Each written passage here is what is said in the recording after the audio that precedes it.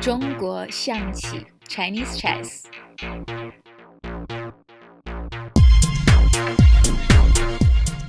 你好 Hello everyone. Today we're going to talk about Chinese chess, aka xiangqi, with our special guest, Sun. Thank you for inviting me. I'm so excited to talk about Chinese chess. I played a lot of Western chess when I was younger and tried some other Asian board games like shogi, go, and mahjong.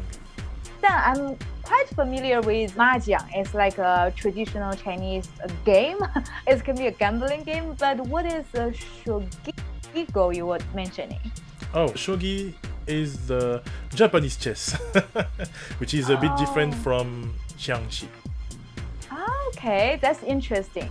So you are very good at playing all sorts of chess then. You know Japanese chess, you know Chinese chess, you also know Western chess. Very happy to have you here. Today we're gonna talk about Chinese xiangqi, which has a very long debated history.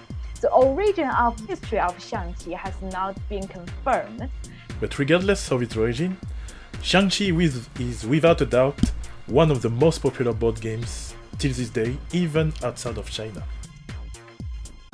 Definitely. Let's now look at xiangqi's board. Rather than a square-shaped, xiangqi board is actually a grid of 10 times 9 lines, rectangle-shaped board. Yeah, and like in the Western chess, there are 16 pieces on each side.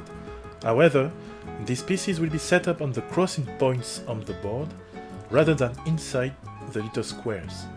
To be honest, learning how to properly set up the board might be easier if you played Western chess before. The board is actually divided by a river in the middle, and each side has two different power, which is black power and red power. And on those two sides, there also has a small square, and that is the palace for the commanders of each side. Generally, when you're playing Chinese xiangqi, the right side will take the first move. Okay, and to win the game, you have to checkmate the opponent's commander, which is simply to corner him with no way of escaping, blocking, or removing the attack. Now we've learned how to properly set up Chinese xiangqi board, and we also learned what is the end goal of playing this game. Let's learn a little bit of how does each pieces move in order to play this game.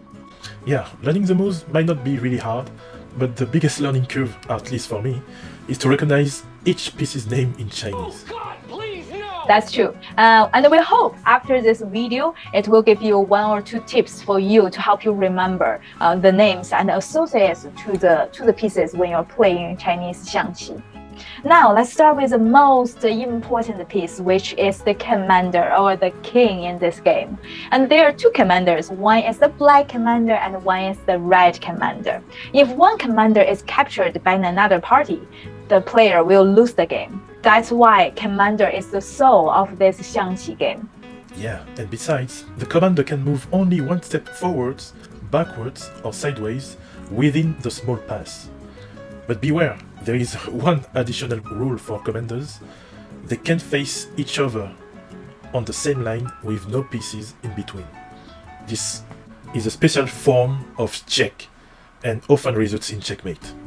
The next one is the guard or scholar in Chinese chess, and their name is called shi. They're quite different from Western chess.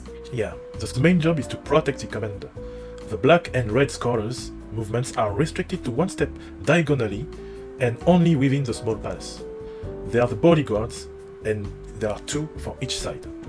And then another piece we have in Chinese xiangqi is like the carrot or the rook that we have in Western game. And they have the same way of moving, and they're called zhu. Yeah, they can move straight in line, forward, backwards, or sideways, and in any number of steps. Each side has 2 chariots, and the starting point is on the edge of the board, right and left. Next pieces we're going to talk about is the horse. In Chinese chess, we have this horse, and the horse is very often used as a transportation tool. And you may find the movement of horse is quite similar to the knight in chess. Indeed, the black horse and red horse move one step forwards, backwards, or sideways, and then one step diagonally, as with Western chess knight. But if its first step is occupied by another piece, it can't move to that direction. Each side has two horses. Exactly. The next chessman we're going to introduce is xiang, which is known as elephant.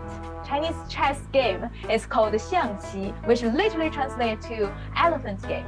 And in ancient China, elephant is widely used as a military tool because it's super giant and also because it's a little bit hard to control. So the movement of this piece is a little bit different and special. Can only move two steps diagonally, as it cannot or cross the river. It is a bit like a restricted bishop in Western chess. The next one is cannon. This piece is very special and it's a new concept for a lot of Western chess players.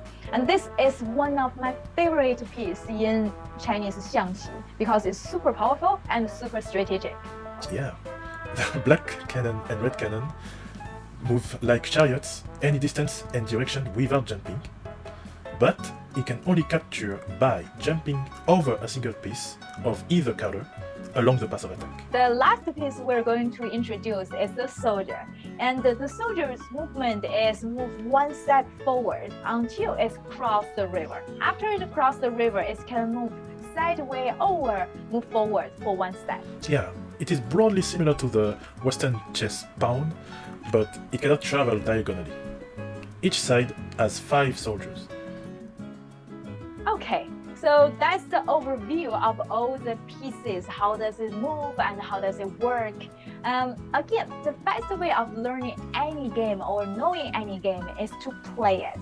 I will share a couple of websites that you can play at home or with your friends. I hope you will really check them out and enjoy Chinese xiangqi. Yeah, thank you Eva for having me here. I love already xiangqi and I think it's a very well designed and fun game to play. It feels very unique and I can't wait to have a battle with you in xiangqi. I will see you in the battlefield. 谢谢，再见。Thank Bye you. bye.